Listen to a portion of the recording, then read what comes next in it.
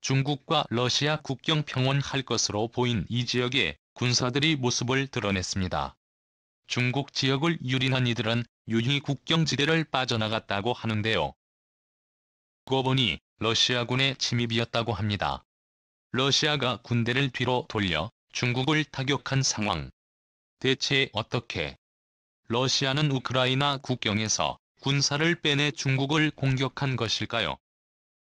러시아의 급습에 당한 중국의 반응과 숨가쁘게 흘러가는 국제관계의 변화에 대해 지금부터 자세하게 설명해 드리겠습니다. 리틀 그림엔 우크라이나 전쟁이 시작되기 전 정체를 알 수 없는 복장을 입은 군인들이 우크라이나 국경 근처의 모습을 드러냈습니다. 2014년 크림 반도 합병 때도 모습을 드러낸 이들은 우크라이나 전쟁 직전에도 모습을 보이며 작전을 수행했는데요.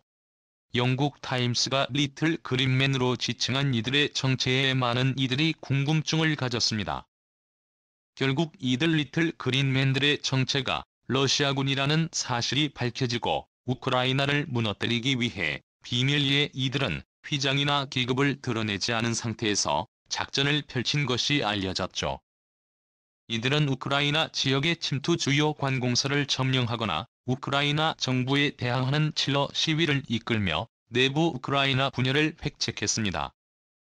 전쟁이 본격적으로 전개된 이후 이들은 자취를 감췄고 이들이 빠져나간 자리를 러시아 군인들이 진격하면서 푸틴이 공언한 리틀 그림엔 러시아군의 상징하는 존재가 되었는데요. 사라진 줄 알았던 이들이 모습을 다시 드러냈습니다. 이들이 모습을 드러낸 곳은 중국 러시아 국경지대인 바이우서. 러시아 5호는 다만스키 솜이라고 부르는 장소에 리틀 그린맨들이 모습을 보였다는 소식이 알려졌는데요.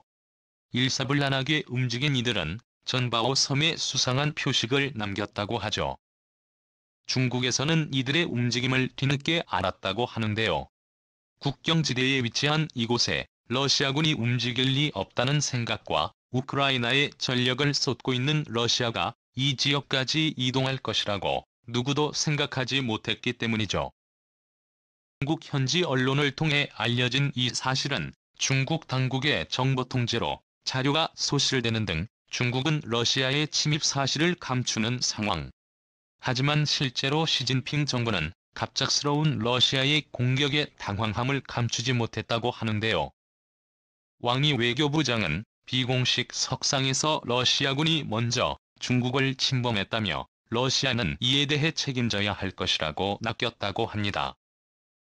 여기까지나 리틀 그린맨으로 위장한 존재였고 이들 조직 흔적에선 어떠한 국적을 유추할 수 없었기에 중국 정부는 고심에 빠지게 되었죠. 우크라이나 사태를 본 다른 조직이 리틀 그린맨 흉내낼 수 있게 함부로 이들을 러시아군으로 단정짓고 군사 행동에 나서기도 힘든 입장. 그러나 많은 중국의 군사 관계자들은 비밀스러운 위장을 하는 문서들이 좀 방송의 모습을 드러냈고 특정 표시를 남긴 곳에서 이들이 러시아군이라는 확신을 가졌다고 하는데요.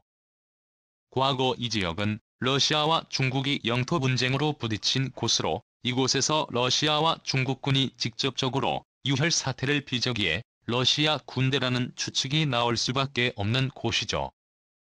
그런데 어떻게 러시아가 우크라이나와 전쟁을 뒤로하고 중국 국경지대에 무장 군인들을 보낼 수 있었던 것일까요? 현재 우크라이나 전쟁을 살펴보면 그 비밀을 알 수 있습니다. 블라디미르 푸틴 대통령은 우크라이나에 대해 한국과 같은 시나리오를 상정하고 있고 이를 실천에 옮기려고 하는 것 같다. 우크라이나 정보수장인 기리로 보다노프 국방정보국장이 언론 인터뷰를 통해 푸틴 대통령의 야욕을 비난했습니다. 그는 우크라이나 전역제압 대신 푸틴이 다른 형태로 전쟁을 마무리 지으려고 하는 낌새를 눈치채했다고 폭로했는데요. 이미 우크라이나 동부 지역을 점령한 러시아가 이 지역에 괴뢰정부를 세우고 러시아의 손에 넣으려는 시도를 한다는 것입니다. 지구상에 남아있는 남한, 북한과 같이 현재의 점령 지역을 별도의 국가로 지정해 우크라이나를 분단 국가로 만들겠다는 의도죠. 실제로 푸틴 대통령은 동부 돈바스 지역의 자칭 루한스크 도네츠크 인민공화국의 독립을 승인했고 형식상으로 이 지역에는 독립국가가 세워져 있습니다.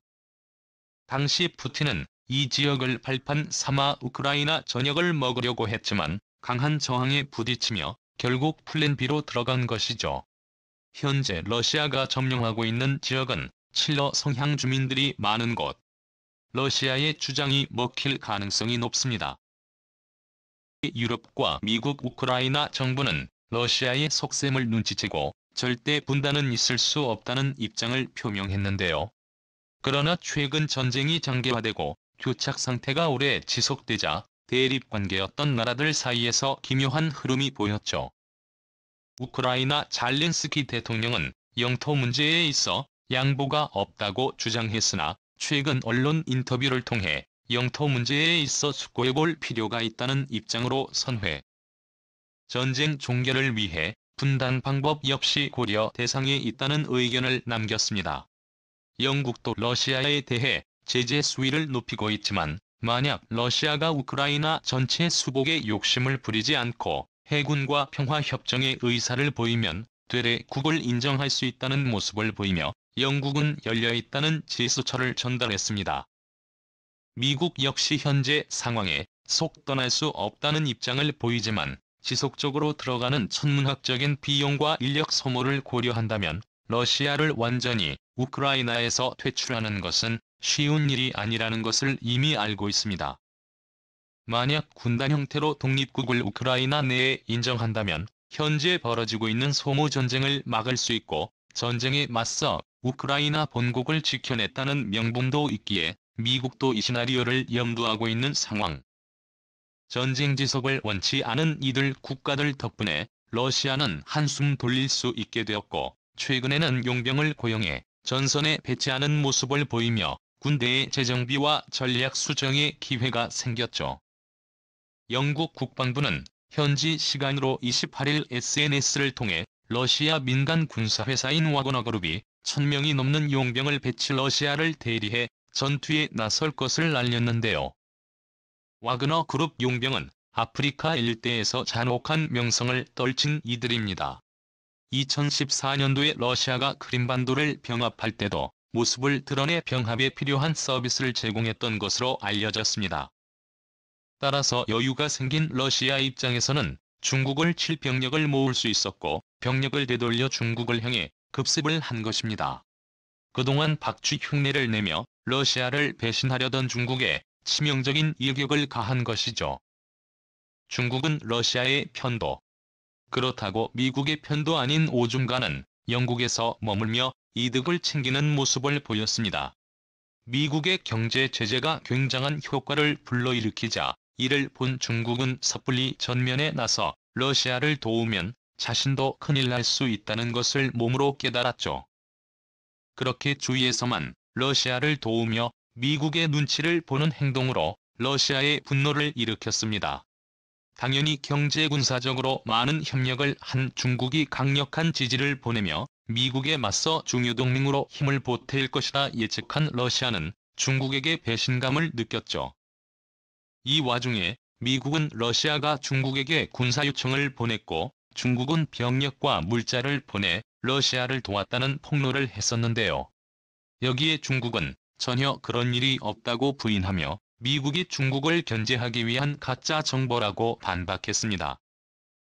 실제로 이와 관련해 러시아는 중국의 도움을 받았으나 큰 도움이 되지 못했다고 하죠. 러시아는 여러 번 중국에게 도움을 요청했으나 거절을 당하고 심지어 중국이 러시아의 공격을 틈타 영토 침략을 감행한 사실을 알게 되었습니다. 는 참을 수 없는 분노를 느꼈다고 하는데요. 가장 결정적인 계기는 중국 내부 문서가 밖으로 유출된 일이었습니다. 중국 베이징에서 열린 우크라이나 사태 전문가 회의에서 중국 전문가들은 우리는 강 건너편에서 불구경만 하면 된다는 내용을 이야기했는데요. 중국이 관망에 긍정적인 반응을 보이자 푸틴은 군사 파견을 결정했다고 합니다. 현재 과도한 스테로이드 흡입으로 분노장애를 겪고 있는 푸틴은 주변 강요들의 조언에도 불구하고 중국에 대한 분노를 참지 못했다고 합니다. 한편 중국 입장에서도 러시아의 갑작스런 습격에 대비를 못하고 무방비 상태로 중국 지역 침범을 용인하고 말았는데요. 시진핑 정부는 경계 태세를 소홀히 한 것에 대해 문책성 인사를 단행. 러시아 주변 국경 경비를 강화할 것을 주문했다고 합니다. 이어 수상한 움직임이 보이는 이들에 대한 발포 명령까지 나왔다고 하죠. 때마침 세르게이 라브로프 러시아 외무장관이 중국 안휘성시에서 열리는 아프가니스탄 주변국 외무장관 회의의 모습을 드러낼 것을 발표하며 이에 대해 중국 정부는 러시아와 담판을 지을 계획이라고 하죠. 중국 정부의 싸늘한 태도 변화는 심각 미국 주재 중국 대사의 발언에 쌓일 수 있습니다. 그는 홍콩 펑황TV와의 인터뷰에서 중국과 러시아의 협력에는 금지구역은 없지만 마지노선은 존재한다는 인터뷰를 보여 이전과는 다른 온도의 반응을 보였습니다. 시진핑은 베이징 동계올림픽 직전 방중한 블라디미르 푸틴 러시아 대통령과의 자리에서 중국 러시아 우호에는 한계가 없다며 친분을 드러낸 것과 달랐죠. 중국의 도발에 본격적으로 반격에 나선 러시아이성의 이런 푸틴의 저돌맹신에 과연 시진핑은 어떻게 대처할지 추후 중국의 대처를 기대해 보겠습니다. 시청해 주셔서 감사합니다.